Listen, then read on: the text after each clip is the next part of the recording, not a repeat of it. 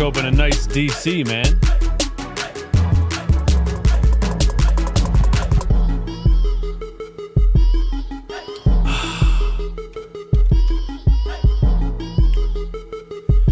What's up, guys? Let's get into it, man.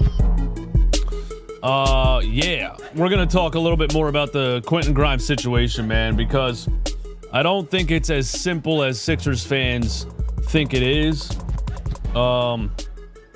DJ crash out loading. What would I crash out about? I don't think the Quentin Grimes situation is as simple as Sixers fans think it is. And Sixers fans are just kind of assuming that any day now we're going to get a Quentin Grimes re-signs with the 76ers notification. I'm here to tell you that that is much more complicated of a situation. It is much more complicated of a situation than you probably think it is. So I went through all kinds of things, looking at different scenarios on what could happen. You know, could Grimes sign now? What could the Sixers offer him? But, you know, how long could it take? Can a restricted free agent hold out if he doesn't like the contract offer? What other teams could offer him? Does he want to sign with another team now and have the Sixers match and be stuck with that? Don't forget the fact that he becomes an unrestricted free agent next season. And the fact that, you know, he probably feels like he played at an all-star level the second half of last season, and he's probably trying to capitalize on that. And does he even want to be in a situation where he would probably be behind Tyrese Maxey and be competing for playing time with Jared McCain and even possibly the rookie VJ Edgecombe? Actually, knowing what we know about Nick Nurse, he might be competing for playing time with Eric Gordon. But yeah, I want to talk about why it's a little bit more complicated than Sixers fans might think. And I believe this could take a lot longer than everybody thinks it could take. And actually, the longer it drags on now, the more I feel like it could take all summer. Because if it was just as simple as a team offering him a contract, him signing that, the Sixers matching, and him signing back, it would have been done already. You saw Shams firing off tweets the first minute of free agency. No Quentin Grimes report. Not even a single Quentin Grimes rumor. Not even ESPN insider sources are telling me that this team is interested in making a qualifying offer. Nothing. Silence. So I want to tell you all about what I think about it. Thank you for being here. 170 people in here. Hit the like button one time. Give me 170 likes. Phil W. is back after saying that we were wasting his time yesterday. He is back once again. Everybody say hi to Phil. He just cannot stay away from Run It Back Philly, even though he seemingly hates everything that I say via his reaction in the chat and comments. Check this out, man. Here's all the numbers. A thread on Twitter. Let me find it here. Boom. Quentin Grimes, Sixers thread. The numbers. The max a team can currently offer Grimes in an offer sheet. Sixers can match any offer unless they hard cap themselves at the second apron. So, you know, the bird rights thing it gets very complicated with the first apron, second apron stuff. Sixers, they hard cap themselves by either using their $5.6 million team mid-level exception, or trade exception. There's also an NTMLE. Is that tax-paying mid-level exception, I'm sorry, is TMLE.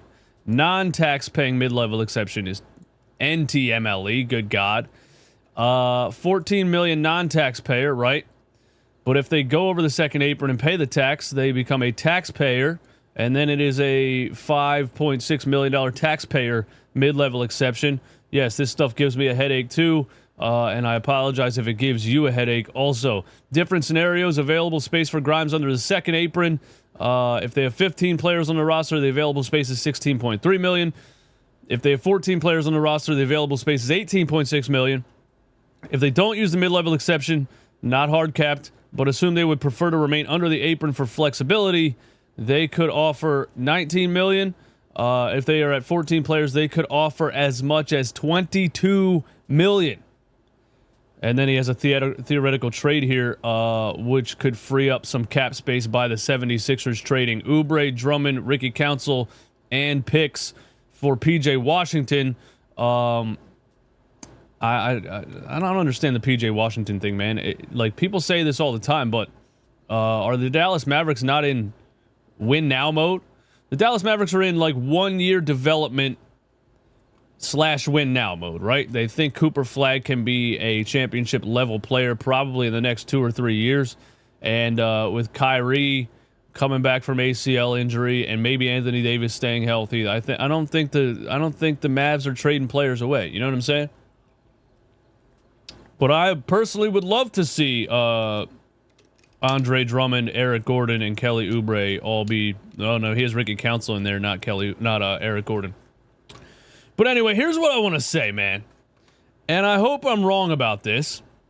I hope that right when this stream is up, we get a notification that Quentin Grimes is signing with the Philadelphia 76ers. Sixers fans just think he's going to boom, sign back. It's not going to take that long. I just had somebody say they expect something in the next 5 days. I don't expect that to happen. I expect it to take a lot longer than that. I think, first of all, people are severely underrating what Quentin Grimes actually did last season. The numbers that he put up. You know, people that didn't watch the games, and there's a lot of them. There is so many people on social media that you can tell right when they talk that they didn't watch the games. The few remaining Nick Nurse defenders who say things like, what was he supposed to do with an injured team? You always want to fire the coach every year. You didn't watch the games. You didn't watch the Nick Nurse decision-making game to game and how head-scratchingly stupid it was. All right? There's also people that say, Quentin Grimes just put up numbers at the end of a season after they committed to the tank. That is correct. But you can't really use that because just saying somebody got a lot of shots up because there wasn't other players available is one thing. It's the efficiency that he scored these points on against really, really, really good NBA defenses. You know, people think this too with this take where, oh, the Sixers were tanking, so this doesn't count. They were still playing good NBA teams. Quentin Grimes was still putting up all-star level numbers on crazy efficiency against some of the best defenses in the NBA. So that take about he just did this at the end of a tanking season and it doesn't count is not true. It does count.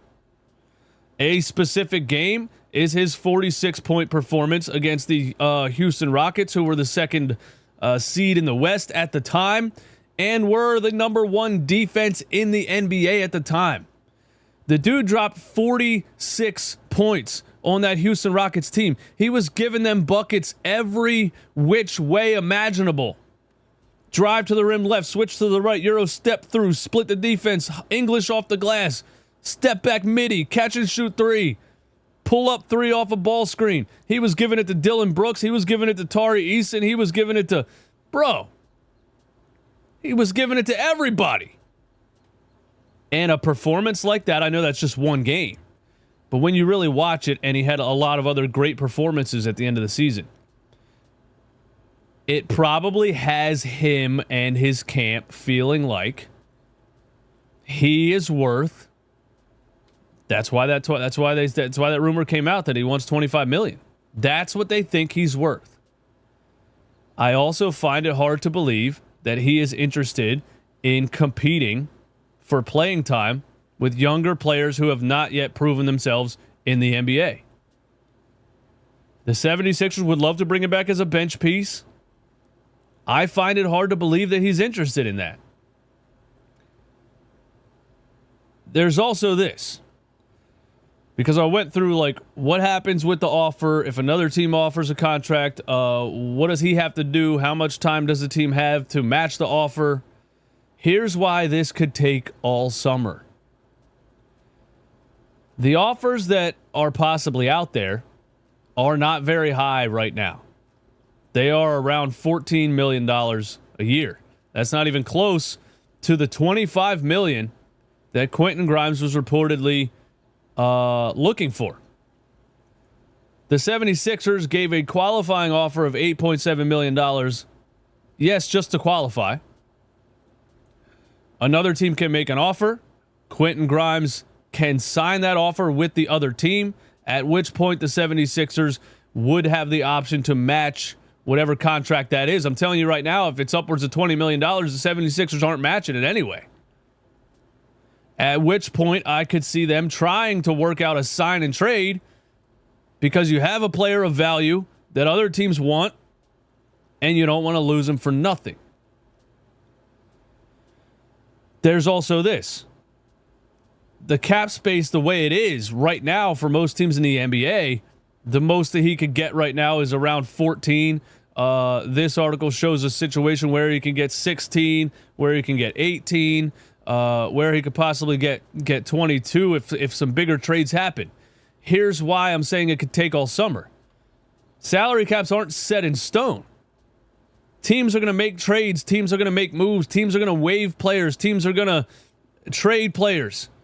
All types of things are going to happen all off season that changes the available cap space teams will have. So if you're in Quentin Grimes' shoes, why in the world would you sign an offer sheet right now that isn't close to what you were looking for? Worst case scenario for Quentin Grimes is that he signs the $8.7 million offer that the 76ers made for one season and becomes an unrestricted free agent next season. Worst case scenario. I think that's actually the most likely scenario because he probably thinks what he showed last season makes him worth that $25 million that they were looking for. And teams don't have the cap space right now to give him a 4-year, $100 million contract. He could be in discussion with other teams right now who would love to give him that contract, but can't do it right now.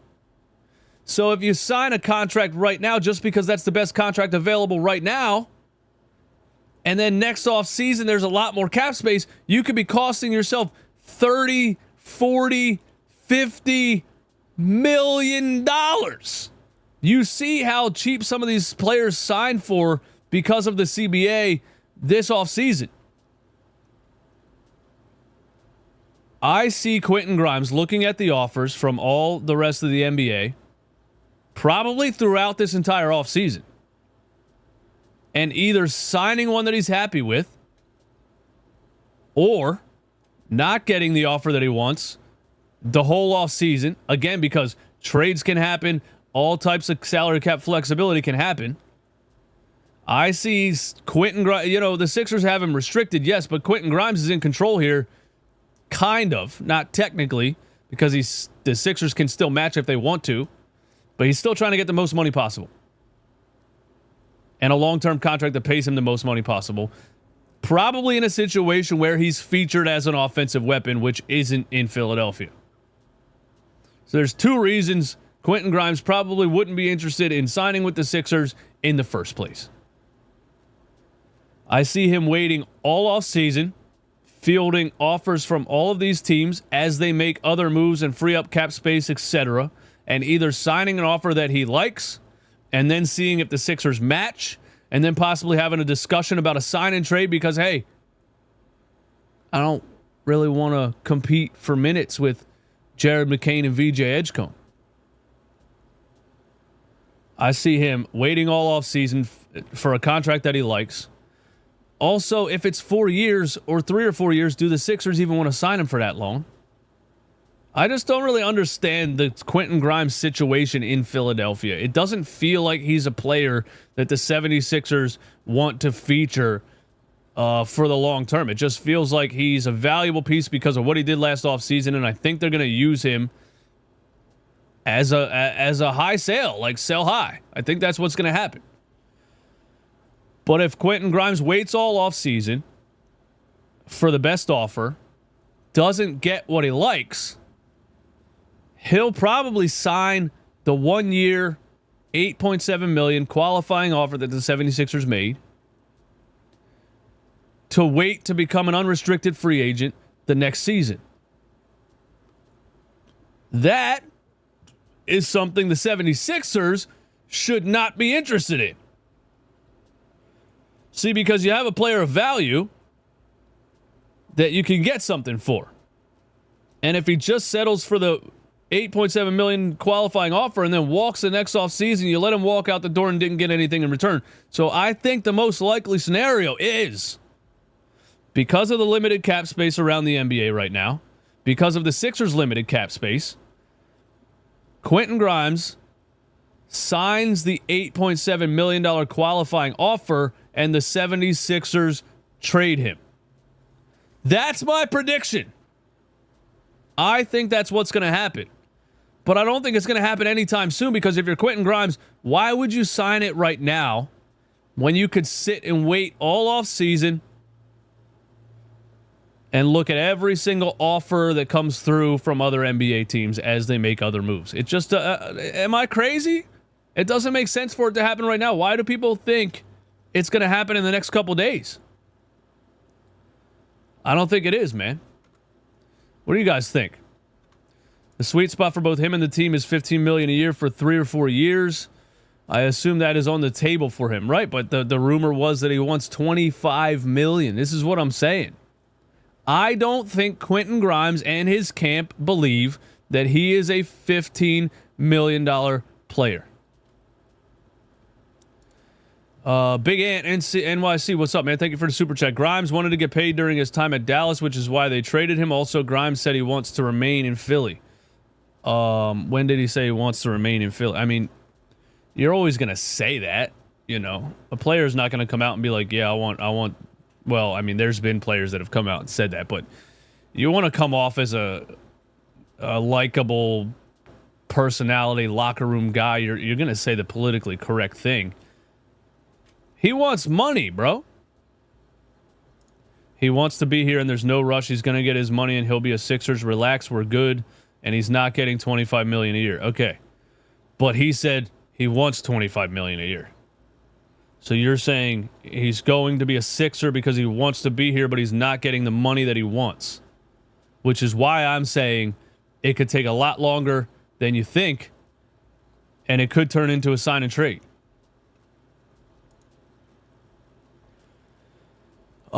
This is so stupid. I'm tired of the drama with this team. Well, I mean, this is very common stuff that happens every offseason with every NBA team. It's just that the Quentin Grimes situation is very complicated. What makes him any different than Cam Thomas? I don't have all the numbers off the top of my head, but I feel like he's more efficient than Cam Thomas. I feel like he's a little bit stronger than Cam Thomas. I feel like he gets to the rim and finishes through contact a little bit better than Cam Thomas. I feel like he's a little bit more of a playmaker with a point guard, a little bit more of a point guard tendency than Cam Thomas.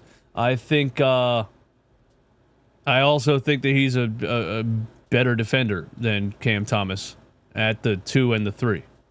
I think he's a lot different than Cam Thomas.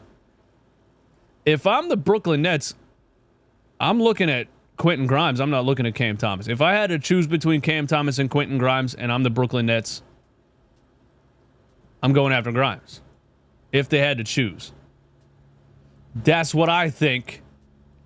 Yo, what up from Pottsville, PA? What's up, man? Shout out to Pottsville, PA. Do yourself a favor and look up the rules on sign and trade. What are the rules? You sign a player to a contract and you work out a trade agreement, right? What are the rules on NBA sign and trade? Is there like some crazy specific rules that I don't know about? Let's see.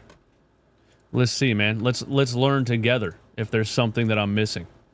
In an NBA sign and trade, a player first signs a new contract with his current team and is then immediately traded to another team. This allows the player to potentially get a better contract than they could be by signing directly with a new team, while the original team can get some value in return losing the player. However, there are strict rules and limitations to these deals. All right, let's see it. Player-related rules. Current team only. The player must be signed and traded by the team they finished the previous season with. Okay, that would be the 76ers. Restricted free agents can be signed and traded, but only if they have signed an offer sheet with another team. Okay. All right. Thank you for pointing that out.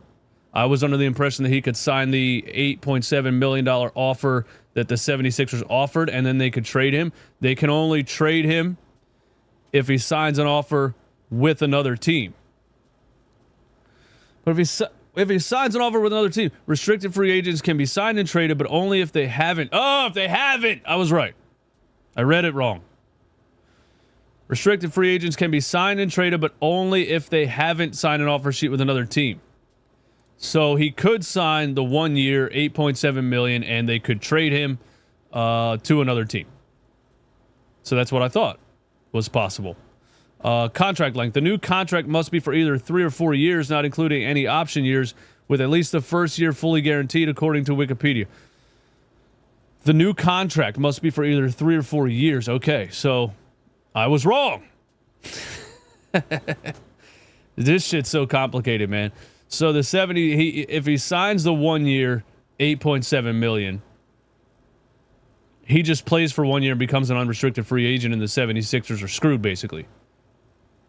So the Sixers would have to work out a deal with him and another team to sign him to a 3 or 4 year contract with the intention of trading him to that team. Yeah, it's very complicated. It's happened before, but it is very complicated, and because of the complication, probably not likely. The most likely scenario, I think now, after reading this, and thank you again for making me look this up, is that either Quentin Grimes gets an offer that he likes from another team, which could take all off season, and he signs it, and the 76ers don't match, or he signs the offer sheet for 1 year, $8.7 million, and waits to become an unrestricted free agent next season. But I just want to let y'all know, this could take a very long time, and the fact that it hasn't happened yet is telling me that it's probably, we should probably forget about it until, August. Am I crazy? The qualifying offer would be basically worst case for both sides. Exactly. Painfully $120 million between Joel and Paul. Yes. Every moment this happens, this gets closer to a sign and transfer situation. Where do you think it could go if he could go if this happens? If there's an agreement to renew, what contract do you? Holy hell, dude. I think a lot of times, and thank you for the question, but I think a lot of times you guys think that I am ChatGPT or some kind of AI bot that can come up with all of these bullet points off the top of my head. Here's all the teams Quentin Grimes could sign for. Here's the agreement that they could possibly. Where do you think it could go? I think Brooklyn. I think Brooklyn. If there's an agreement to renew, what contract do you think he will have? I think he's looking for 4 years, $25 million. I think he's looking for 4 years, $100 at about $25 million a year. I also don't think he gets that, but I do think it's closer to $20 million than people think. 4 years, 87. 3 years, 65. Maybe I am ChatGPT. Maybe I did just come up with all of those things off the top of my head. Brian Pumper, thank you for the super chat. I don't know, but we don't have enough guards. Never forget. Look, bro, it seems like we have a lot of guards, right? But you got to remember, Nick Nurse was playing a lineup last season of Kyle Lowry, Eric Gordon, Reggie Jackson, and Tyrese Maxey. He had all four of those guys on the floor at the same time. He had lineups where he was running Jared McCain, Eric Gordon, and Kyle Lowry all on the floor at the same time. So this coach is a psychopath for small ball for some reason. He loves old guys that can't run and jump anymore. So the Sixers getting VJ Edgecombe and re-signing Quentin Grimes just replaces Kyle Lowry and Eric Gordon in those potential 2 to 3 guard lineups. And I'll take a 6'5", 25-year-old and a 6'5", 19-year-old in VJ Edgecombe and a 6'5", 25-year-old in Quentin Grimes who can play both sides of the ball and have elite athleticism over Kyle Lowry and Eric Gordon. So I don't think it's a terrible situation that we have basically four playable guards on the roster. I mean, I think you need 4 playable guards, don't you? Yeah. I think that's my whole take on the Quentin Grimes thing. I wanted to talk about this summer league thing coming up. There is let's get to Twitter. I should have had it up here. 322 people in here. Thank you for being here. Hit the like button one time. Give me 322 likes. There's a rumor that Ace Bailey's agent is coaching the Utah Jazz Summer League. But there's also the first Summer League game. I think I posted it. Let me just find it real quick. I posted it on my Twitter and I said, the NBA is becoming the WWE with the storylines, and I'm here for it. The first Summer League game, I believe, is VJ Edgecombe versus Ace Bailey. Here it is. Oh, it was Jacob Moreno. Shout out to Jake. VJ Edgecombe and the Sixers will face Ace Bailey and guest coach Omar Cooper Jr. and the Utah Jazz on Saturday in their first Summer League game. Now, how in the hell is that random? The Sixers would have drafted Ace Bailey, right? If he didn't pull this, Eli Manning nonsense, where I think I'm good enough to choose the team I go to. I'm a superstar. I deserve to be at a team where I have a path to a superstar and don't have any competition, and I'm God's gift to the planet. So they draft VJ Edgecombe instead for his potential, but his ability to help the team now defensively and be a plug-and-play role player type of guy, his ability to possibly develop into an all-star level player, and his mentality being much more desirable than Ace Bailey. So all of Philadelphia now hates Ace Bailey and his agent, and the NBA says, hey guys, you know what we should do? You know what we should do? Hold on. I got an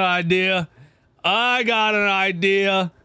Summer League game 1, Ace Bailey versus VJ Edgecombe on ESPN, Sixers versus Utah Jazz. And that's not enough. Let's double down. The agent that everybody hates, Omar Cooper, his son, who was an NBA prospect, but now is a coaching prospect, his son is the coach of the Summer League team. Unbelievable script writing by the NBA, and I'm excited for it. Unbelievable script writing by the NBA. T-Money, what's up, man? Thank you for the super chat. PER for Grimes was 16 last year. The average player is 15. Elite players are 30. Good are 20. Trade is the right move. Man, dude. I'm not the biggest fan of advanced statistics, especially when we're talking about a player that has the ability to do some of the things that Quentin Grimes was doing last season. And I can't base an entire decision off of a stat called player efficiency rating. the average player is 15. His was 16. Elite players are 30. Yeah, I'm not saying he's Nikola Jokic, who would be in the 30 range probably if you're saying elite players are 30, and Nikola Jokic is a PER and advanced stat nerd guy's dream player. But stats like that also have to do with the team around you. You know, your all types of numbers go into how, you know, the lineup and how much the team scores when you're on the floor versus off the floor, and value over replacement player VORP and all this stuff, man. I can't take a PER stat and draw an entire conclusion off of that for Quentin Grimes at the end of a season where his teammates were, you know, Jalen Hood-Schifino and Alex Reese, Angel Reese's white cousin. But there might be a sign-and trade on the horizon. There might, man. There might. Advanced stats can be good, but not the whole story. I agree.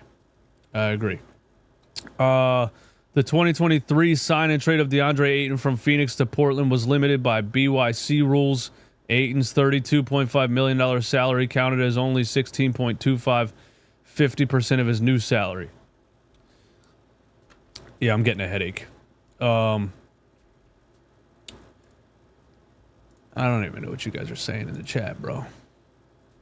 What else we got, man? How about rapid fire Q&A for a couple minutes, man? How about rapid fire Q&A, man? Let's do it. I don't know what you guys are arguing about in the chat. Somebody's talking about Antifa. Rapid fire Q&A. Justin Edwards versus Ace Bailey's gonna be... Oh, that's true too. I didn't think about the Justin Edwards versus Ace Bailey thing. That's good. That's real good too. Because we would love, you know, for Justin Edwards to be that level of player. Not that Ace Bailey is that level of player right now, but he's that level of prospect. And Justin Edwards at the end of last season, after, you know, Nick Nurse finally started playing him, averaged 15 points per game. He was a high school All-American before he went undrafted. He has the potential.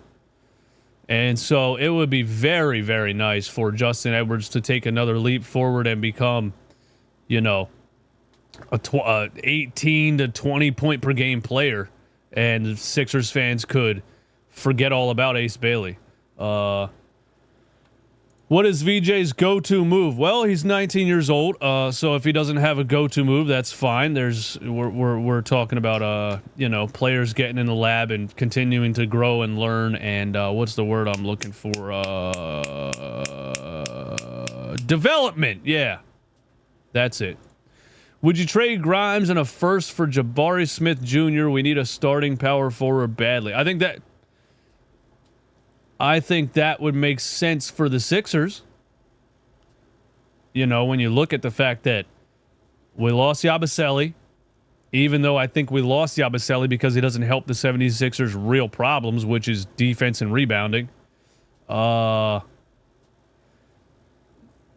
If you work out a sign and trade with Quentin Grimes and it nets you a starting level power forward with the size and defensive ability of Jabari Smith Jr., hell yeah. I would do it. I sure would, man.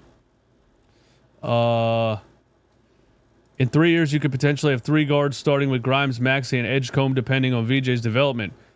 Buddy, are you forgetting about Jared McCain here? Yeah, there's going to have to be moves made on this roster when you look at Grimes, Maxey, Edgecombe, and McCain. And we'll see if that happens. Oubre at the 4 is a joke. I agree with that. What's the big deal about Grimes? He's a chucker to begin with. He wasn't doing anything in Dallas until he got to the Sixers and was motivated to just score to earn a big contract. I don't think you can downplay how well he was scoring on the efficiency that he was scoring against some of the best defenses in the NBA. See, you're making it sound like it was a very simple thing to do.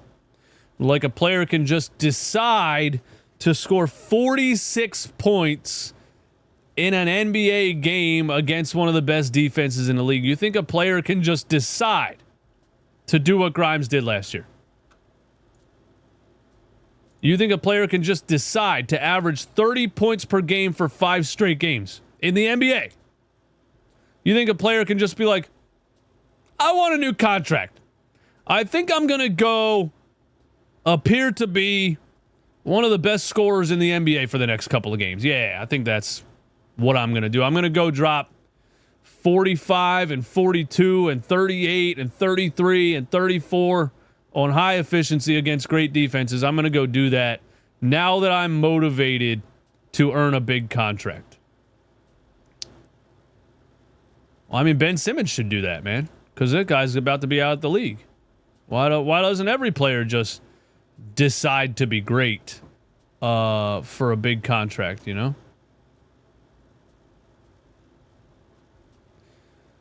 Grimes should, what does this say, man? Yo, thank you for the super chat. Rad is Brad praying for a Dembona minutes over Drummond. I don't even think we have to pray for this. This absolutely should be set in stone. This should be set in stone. This, I say all the time, this is the last straw for Joel Embiid not being healthy. This is Daryl Morey's last straw to try to build a winning roster. I say this is the last chance or last straw or whatever all the time. What Nick Nurse did last season was criminal. Shelving young players with athleticism who could rebound and play defense while you got ran off the floor by everybody because you couldn't rebound or play defense was criminal. I was yelling, where the fuck is a Dembona? Where the fuck is Justin Edwards? All season. Then he finally starts to play them once everybody gets injured, and boom, look how good they are. Oh my God, the Sixers found a diamond in the rough. Yeah, we tried to tell you that. If we go into this upcoming season and Nick Nurse plays Andre Drummond, who at this point, for some reason, moves his hips as well as my 78-year-old neighbor, he needs to be fired immediately. I personally, seriously, can run right past Andre Drummond and make a layup. Right now. And I'm 5'10", white, and 39 years old. It's probably not true. Andre Drummond probably still smacks my layup into the street. But you know what I'm saying.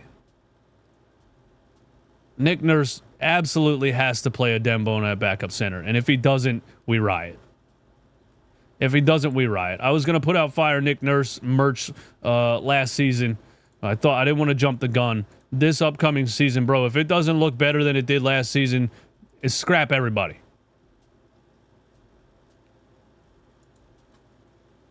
Thank you. The Nets stink. And other than Cam Thomas, no one else could drop a 30-piece on any given night. Grimes dropped 40-plus points because he is good. I think the Nets have interest, man. Eric R., what's up, man? We had to know Grimes is gone. You drafted a small guard. You got Maxi McCain. You think we bring Grimes back. You still have Paul George Lowry and the undrafted 6'5" guy, too. Grimes is gone. You drafted a small guard. Oh, well, I think VJ Edgecombe is 6'5", 195. I think we got to stop calling VJ Edgecombe a small guard. You know, I think people are, for some reason, looking at VJ Edgecombe like he's 6'1", $170. VJ Edgecombe is an inch taller than Anthony Edwards. You know? I think 6'5", 190 is a mid-level size guard. I wouldn't call it a small guard. And yeah, they have an undrafted 6'5" guy that they just signed a couple days ago. I don't know if that matters. I don't know if Kyle Lowry matters. I don't think Grimes is out the window because you drafted or you signed an undrafted guy and you still have Kyle Lowry. We'll see what they do, man. We'll see what they do. VJ is 6'4" with a 6'7" wingspan. Wrong. I would be interested in a bit.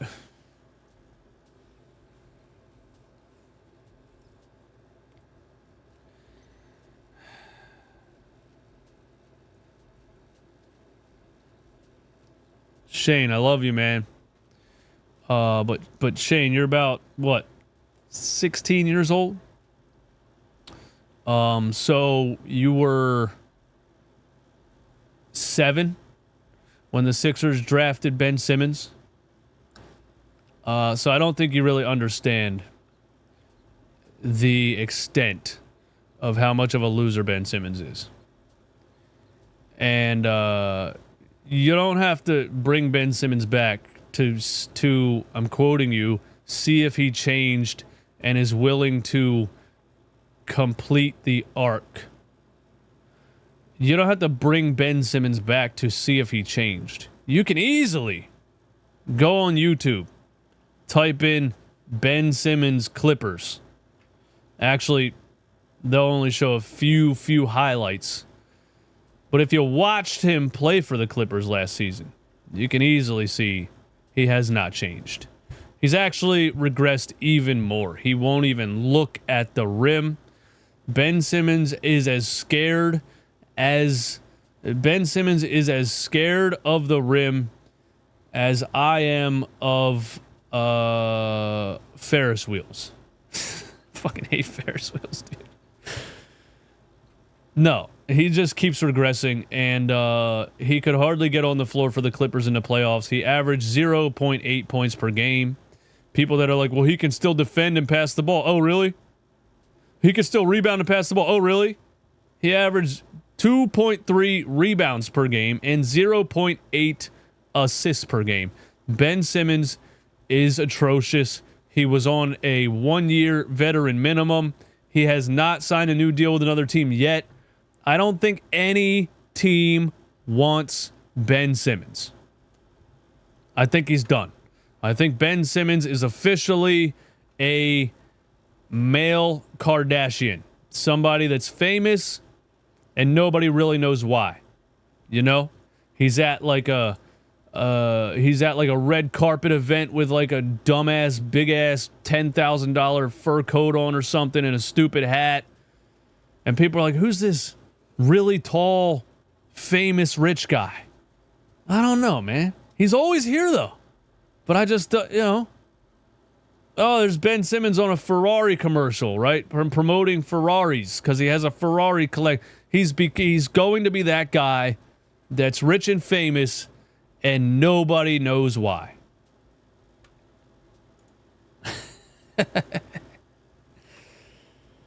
What else, man? Why are you scared of Ferris wheels? Dude. Listen, there's two things. I have two things, and I believe they're probably on a clinical level. I just never was diagnosed. Whatever the word is for height anxiety and claustrophobia. All right? I can't do it. And so a Ferris wheel is both of those things. You're in a little thing, and then it goes 300 feet into the middle of the sky. And I'm not doing that. I hate it. I can't even look at a Ferris wheel. I don't know the actual answer to why, but that's just a thing. A thing that I have. Am I scared of elevators? No, not really, because I think it doesn't take too long. And there's like other people in there and you can move around, I think. I don't know. I don't know why I'm not scared of elevators. And I am terrified of Ferris wheels. I don't know. All right. Shane also wants the Sixers to get Jimmy Butler back. Okay, well. Shane, let me give you some advice for the future. The only time, Shane, before I get out of here, I'm going to give you some valuable advice. The past is a made-up construct. It does not exist. The future is also a made-up construct. We make it up in here. The only time that really exists is right now. So live for right now and try to better yourself for the future. Never, ever, ever look in the past. Philosopher DJ Eastwood, I'm out.